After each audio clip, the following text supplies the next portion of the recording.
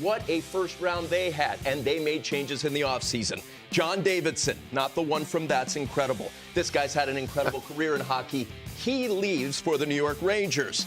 Artemi Panarin signs with the Rangers. The Blue Jackets losing the bread man. 7 years, over 81 schmil. Bob, gone. July 1st, 7 years, $70 million. He goes to Florida to play for the Panthers. Matt Duchene came over as a rental and left to the Predators. 7 years, $56 million. On July 1st, Gustav Nyquist came to Columbus. 4 years, $22 million contract for the Goose. Then, July 12th, Ryan Dzingel signs a 2-year, $6.75 million contract with the Kings. Of course, the coach of the Jackets never ceases to get our attention. Our former coworker went off.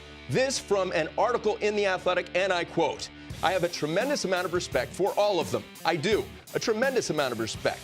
But don't talk about winning like you want to go somewhere to win.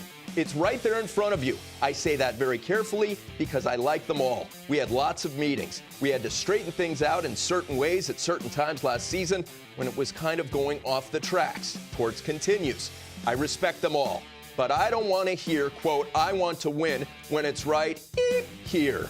I respect them, but I'm really pissed. It was right there where we were really progressing. Maybe they don't like playing for me. That's fine. To me, eventually, you're not playing for the coach, you're playing for your teammates. And that's where I saw the camaraderie and the arrogance. I could see all of that building.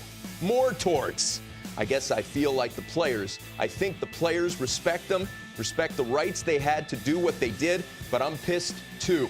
Just like the players. All right. No more. We get it. We want to be here. Let's get it together and get going. I wish them nothing but the best, but I'm pissed that they leave Columbus because I think we've got a really good thing going here. Burn the roof of my mouth. Hot take, Torts. Your reaction? I think he might be pissed. Yeah, yes, he's quite clearly. A little upset about what happened. Just for the record, I didn't hear a lot of the players that left saying they wanted to go somewhere else because they thought they were going to win. I think there were other motivations, but I do. You know exactly what he's doing there, Yes. Robert. Tell us what he's doing because you've sat there and had these. You played for him. Torts is one of the best with. Sometimes you have to fabricate emotion. Sometimes you have to fabricate.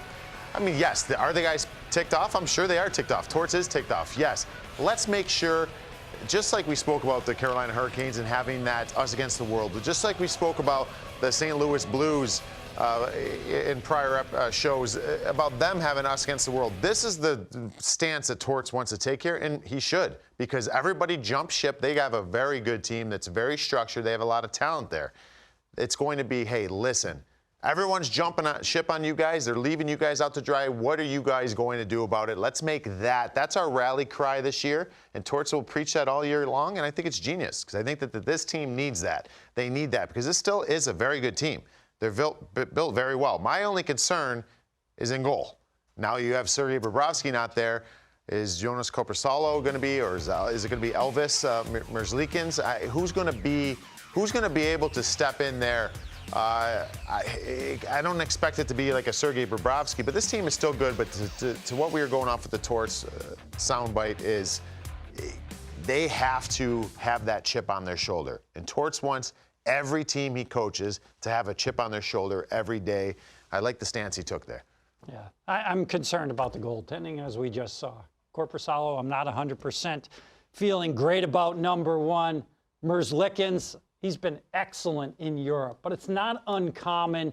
You know, you're talking about different size rinks, you're talking about different angles and things like that. It's not uncommon for a goaltender to come over and struggle a little bit early. You said you saw him in preseason. He was a little shaky, but yeah. They can't afford that. No, this team needs good goaltending, especially where you position this team in this division.